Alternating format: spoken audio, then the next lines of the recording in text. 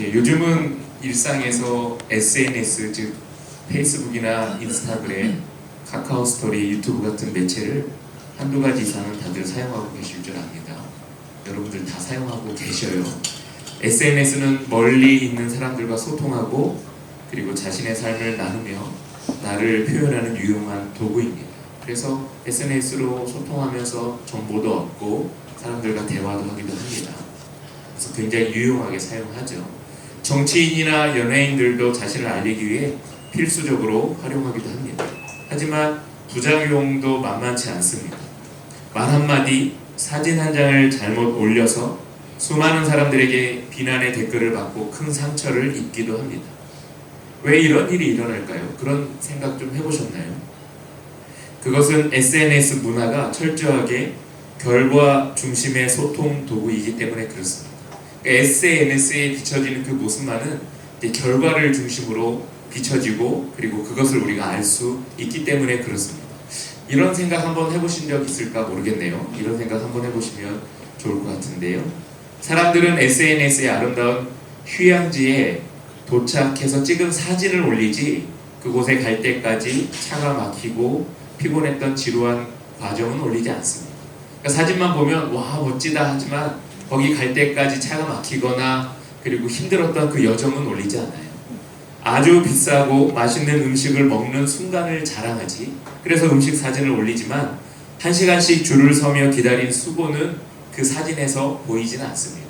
음식을 보면 와 맛있겠다 라고는 하지만 이 음식을 먹기까지 얼마나 긴 줄을 서서 기다렸는지는 그 사진상에는 나타나지 않습니다. 다이어트에 성공한 사진을 올리지 식욕을 참으며 운동하는 힘든 과정, 그 과정은 다 생략되어 있죠. 그래서 날씬한 모습의 사진만을 보면서 와 예쁘다 멋지다 라고는 하지만 그 날씬하기까지 얼마나 피나는 고통과 노력을 내가 거쳐왔는지는 그 사진을 통해서 보지 못합니다.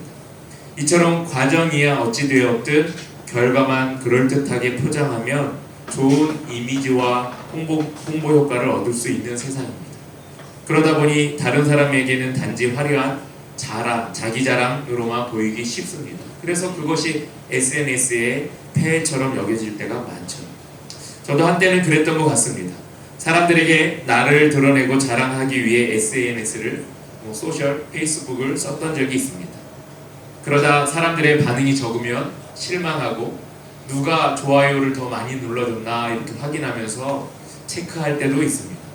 더 자극적인 내용을 올리려고 했던 적도 있고 저는 심지어 그런 전화를 받은 적도 있습니다.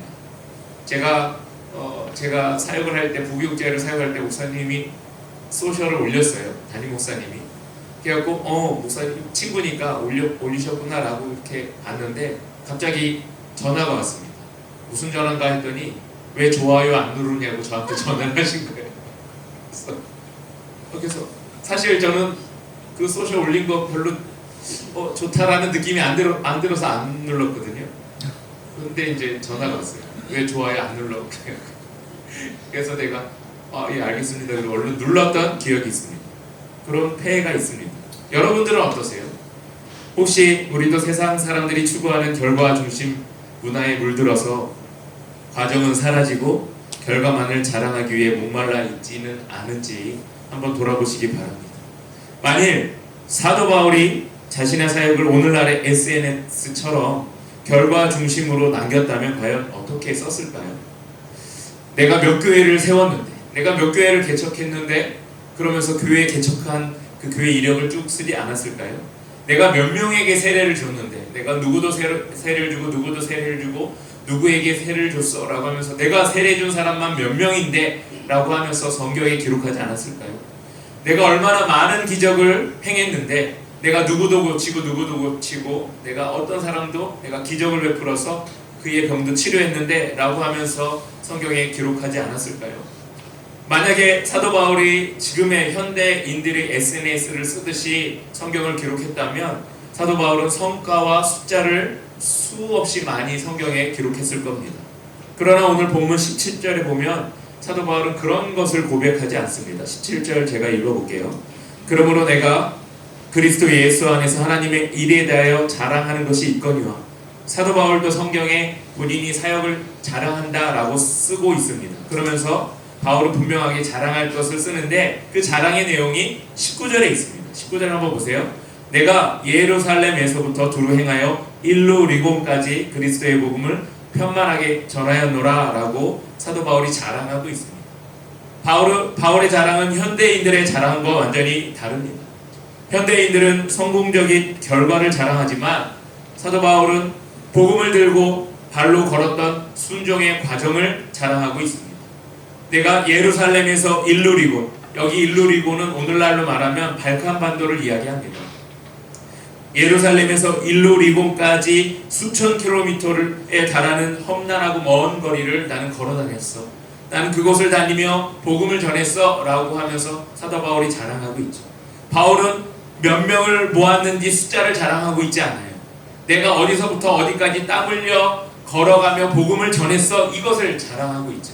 그러니까 복음을 전한 후에 몇 명이 믿었어, 몇 교회가 개척됐어, 내가 몇 곳에 성전을 건축했어, 이것을 자랑하지 않고 내가 어디에서부터 어디까지 땀을 흘려가며 복음을 전했어 라고 하는 이 순종의 여정을 자랑하고 있어요. 그러니까 과정을 자랑하고 있는 겁니다. 또 바울은 자신이 뛰어나서 이 일을 해냈다고 말하지 않습니다. 18절 19절에 보면 이런 말씀이 있어요. 18절 19절 한번 보세요. 그리스도께서 이방인들을 순종하게 하기 위하여 나를 통하여 역사하신 것 외에는 내가 감히 말하지 아니하노라. 그 일은 말과 행위로 표적과 기사의 능력으로 성령의 능력으로 이루어졌으며 그리하여 내가 예루살렘으로부터 두루 행하여 일루리곤까지 그리스도의 복음을 편만하게 전하였노라 라고 합니다. 보통 사도 바울처럼 엄청나게 많은 거리를 행하면서 복음을 전하고 교회를 세우고 많은 사람들에게 세례를 줬다면 나중에 인생의 막바지에 이르면 내가 이런 일을 했어, 내가 누구누구도 내가 이런 일을 했어, 나는 위대해, 나는 자랑할 만해 라고 할 법도 한데 사도 바울은 성경에 그런 말은 한자도 적지 않았어요. 사도 바울은 18절 19절에서 이렇게 말합니다. 하나님께서 약한 인간인 나 자신 바울을 도구로 삼아 내 입술과 내 삶을 사용하셨어, 이렇게 표현하고 있잖아요. 내가 노력해서 이 일을 했어 라고 하는 것이 아니라 하나님께서 나를 사용하셔서 내 입술을 사용하셔서 이런 일을 하셨어 라고 거기에 쓰고 있어요. 또한 사역에서 나타난 권능은 바울의 능력이 아니라 하나님의 역사였어 라고 쓰고 있어요. 보통은 이런 일을 한 사람이면 하나님께서 내게 능력을 주셔서 내가 이 일을 했어 라고 할 법도 한데 바울은 그렇게 표현하고 있지 않아요. 내 권능이 아니라 하나님께서 내게 능력을 주셔서 하나님의 역사로 이루어졌어 라는 표현을 쓰고 있어요. 결론적으로 이 모든 과정이 오직 성령의 능력으로 이루어졌다라고 사도 바울은 이야기합니다.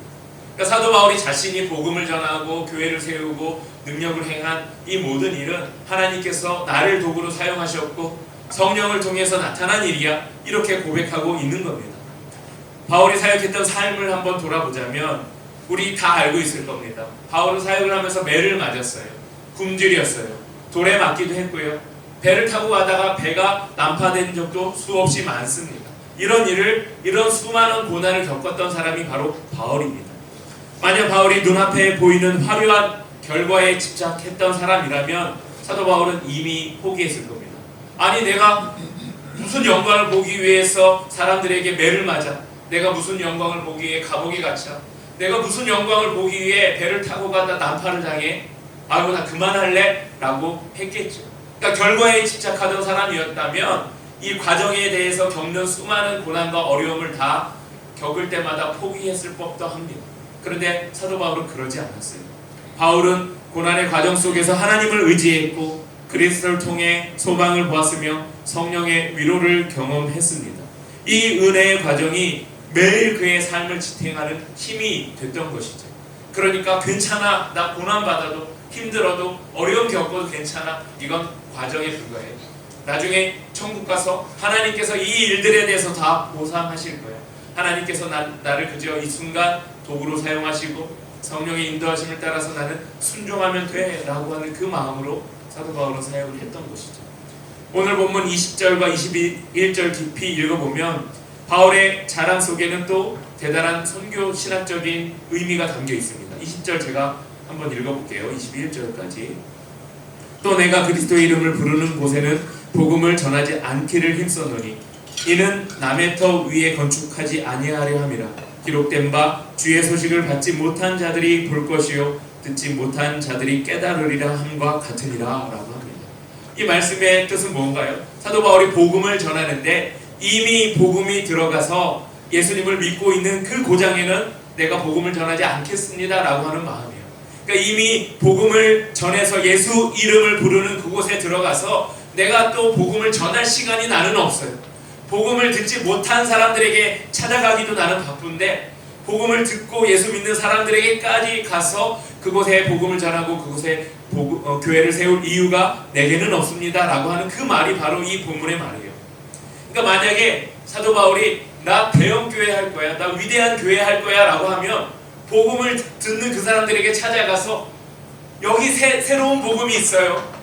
여기 새롭게 말씀 전하는 새로운 설교 방식이 있어요. 새로운 사역 방식이 있고요. 새로운 아주 신선한, 여러분들이 이전에 보지 못했던 신선한 인테리어를 한 새로운 교회가 있어요 라고 하면서 이미 복음을 들은 사람들에게 찾아가서 그들을 끌어들이고 그들을 통해서 새롭게 교회를 크게 세우려는 욕구가 있었을 법도 한데 사도 바울은 그렇게 하지 않았어요. 이미 복음을 들은 사람들에게 찾아가지 않았어요. 믿지 않는 사람들에게 찾아가서 그들에게 복음을 전한 거죠. 그러니까 결과에 사도 바울이 집착하지 않았다는 것을 우리는 이 말씀을 통해서 알 수 있어요. 나는 이미 들은 사람들은 중요하지 않아. 복음을 듣지 않은 사람들에게 가서 나는 복음을 전하는 것이 더 중요해 라고 하는 것이 그의 사역의 목적이었던 거죠. 여기서 우리는 아주 중요한 신학적인 질문을 던질 수 있습니다. 그렇다면 성경은 결과를 무시하고 과정만 중요하게 생각할까? 우리가 맺어야 할 열매는 의미가 없는 것일까? 라는 고민을 우리는 할 법도 합니다. 결코 그렇지 않습니다. 우리는 세상이 말하는 결과와 성경이 말하는 열매를 구별해야 합니다. 세상의 결과는 인간의 수단과 야망을 동원해서라도 획득해내야 하는 숫자와 외형적인 성과에 집중합니다. 이게 세상이 말하는 결과입니다. 수단과 방법을 가리지 않고 결과만 내면 이것은 성공이야 라고 하는 것이 세상의 원리와 세상의 방식인 거죠. 그러니까 어떤 수단을 동원해서라도 숫자를 늘리고 외형적인 성과를 내면 성공했어 라고 하는 거죠. 성령의 열매는 그와 다릅니다. 성도가 포도나무이신 예수 그리스도 안에 붙어 있을 때 성령 하나님께서 때가 되어 자연스럽게 맺게 하시는 삶과 인격의 결실이 성경이 말하는 열매인 것이죠. 여러분들은 어떤 것을 쫓아 사나요? 가지가 줄기에 붙어 있는 진실한 과정이 담보되면 거룩한 열매는 하나님께서 은혜로 맺어주십니다. 따라서 성도가 자랑해야 할 것은 내 힘으로 만들어낸 외형적인 결과가 아니라 주님과 동행하는 순종의 과정이어야 한 것이죠. 여러분, 과정과 결과가 이렇게 차이가 있습니다. 우리가 결과를 버리고 열매를 포기하라 이런 얘기가 아니에요. 우리가 가지처럼 그 나무에 붙어 있으면 열매를 맺는다라고 하는 이 말씀, 성경의 열매, 이거에 집중할 때 그 결실이 우리에게 찾아온다라는 것을 사도 바울도 알고 있었고 성경은 우리에게 가르치고 있다는 거죠. 여러분, 이제 바울의 이 고백 앞에 우리 자신을 한번 비추어 보면 어떨까요? 여러분의 신앙은 결과를 자랑하는 신앙입니까? 아니면 과정을 자랑하는 신앙입니까? 제가 이렇게 한번 표현해 볼까요? 한번 나 자신에게 듣고 적용해 보면 좋을 것 같습니다. 여러분, 주중 3과 주일의 예배 관계는 어떠신가요? 일주일을 보내며 삶 속에서는 예수 그리스도와 아무런 상관없이 내 마음대로 살다가 주일에 나와 예배당 의자에 앉아 위로받는 것으로 내 신앙의 의무를 다했다고 생각한다면 그것은 결과 중심의 신앙입니다. 그러니까 일주일의 삶의 신앙과는 무관하게 살아요. 그리고 그래, 주일 한 번이라도 이 자리에 나와서 예배해야지. 그리고 이 예배 드리면서 그 순간만큼이라도 위로받으면 됐지. 그리고 내가 이거 정도 하면 되는 거 아닌가라는 생각으로 신앙생활을 한다면 그런 신앙은 결과 중심의 신앙인 것이죠. 하나님은 주일 1시간의 결과보다 월요일부터 토요일까지 세상 속에서 몸부림치며 살아간 여러분의 거룩한 과정을 하나님께서 받으시는 거죠. 일주일 동안 어떻게 사셨나가 중요한 거죠. 여러분, 일주일 동안 어떻게 사셨어요? 하나님 없이 하나님과는 무관하게 사셨나요? 아니면 하나님과 동행하면서 과정도 나는 중요해. 거룩한 신앙으로 나가야 돼 라고 하시면서 하시나요? 고난과 응답에 대한 여러분의 태도는 또 어떤가요? 하나님을 알아가고 십자가를 지는 신앙의 과정과 시련은 싫어하고 오직 내 기도에 대한 즉각적인 응답과 세상적인 축복이라는 결과만을 원하신다면 그것은 결과 중심의 신앙입니다. 그러니까 열심히 기도하고 그리고 열심히 하나님 앞에 서면서 동시에 신앙의 일련의 과정 속에 닥쳐오는 시련의 모습과 그리고 고난에 대해서는 외면하고 그냥 나는 내 순간 기도해서 응답받는 것만 중요해 라고 한다면 그것은 결과 중심의 신앙에 불과하다는 거죠. 훈련과 직분에 대한 태도는 여러분 또 어떠신가요? 말씀을 공부하고 교제하며 훈련하는 헌신의 고된 과정은 마다하면서 교회 내에서 권위와 위치를 나타내는 직분과 명예만 바란다면 그것은 결과 중심의 신앙입니다. 그러니까 헌신은 하지 않고 나만 바라고 내 말 들어주세요. 내 이야기 들어주세요. 왜 나에게 이런 포지션, 이런 혜택 안 주세요? 라고 한다면 그것은 결과 중심의 신앙인 것이죠. 교회 공동체는 말씀 그리고 훈련을 통해서 헌신하는 과정, 고된 과정이 필요합니다. 이 과정 없이 교회 공동체 안에서 대우받거나 아니면 위치를 원한다면 이것은 결과 중심의 신앙이죠. 매일 성경을 읽고 묵상하며 기도하는 영적인 기틀을 다지는 과정은 소홀히 하면서 어떤 신비로운 하나님의 음성이나 초자연적인 환상만을 기대한다면 그것은 유행을 바라는 결과 중심의 신앙인 것입니다. 여러분들 어떠세요? 기도에 대해서, 말씀에 대해서, 일상의 삶에 대해서, 고난에 대해서 어떠한 신앙의 태도와 어떤 모습을 갖추고 계십니까? 그것과는 완전히 무관하게 그냥 주일 한번 하나님 앞에 나오는 것으로 만족하며 사신다면 그것은 결과 중심의 신앙인 것이죠. 제가 왜 이 이야기를 여러분에게 드리냐면 이것은 성도님들만의 문제가 아니라 목회자인 저와 연관된 문제이기도 합니다. 여러분들이 기도하지 않고 말씀 읽지 않고 묵상하지 않으면 담임 목사는 참 편합니다. 성도님들이 말씀으로 깨어있지 않으면 목사가 기도로 준비하지 않고 대충 설교해도 그 말이 하나님이 주신 진리인지 목사의 생각인지 여러분 구분하지 못하시기 때문에 그래요. 여러분이 기도하지 않고 하나님 말씀 집중하지 않고 묵상하지 않고 그저 이 자리에 앉아 계신다면 제가 그래서 편합니다. 여러분이 구분하지 못하기 때문에 저는 편하게 목회할 수 있습니다. 성도님들 스스로 신앙의 과정을 소홀히 할수록 목회자는 고민하지 않고 편하게 목회할 수 있습니다.